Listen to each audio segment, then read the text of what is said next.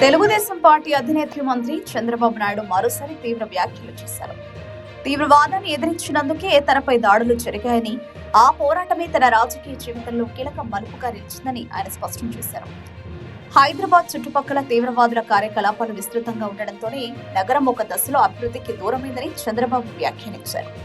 నగర అభివృద్ధికి అడ్డంకిగా మారిన తీవ్రవాదాన్ని నేను నిర్దాక్షిణ్యంగా ఎదుర్కొన్నాను.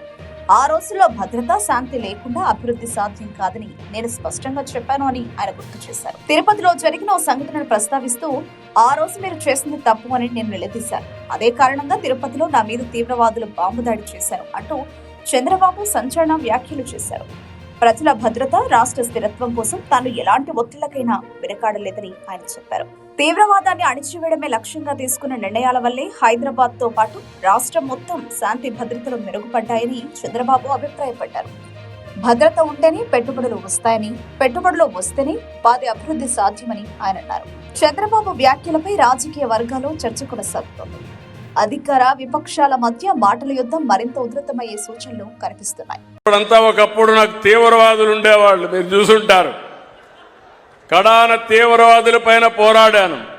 నా స్వార్థం కోసం నేను పోరాడలేదు.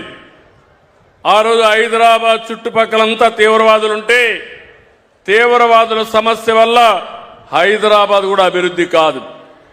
ఆ రోజు నేను పోరాడి మీరు చేసింది తప్పంటే, మీరు కూడా జనజీవన స్రవంతికి రమ్మంటే ఆ రోజు నా మీద తిరుగుబాటు చేసి కడాన తిరుపతిలో మీరు చూసుంటారు 24 క్లేమోర్ మైన్స్ నా మీద బ్లాస్ట్ చేసి సాక్షాత్ వెంకటేశ్వర స్వామి దిగొచ్చి నన్ను కాపాడాడు తప్ప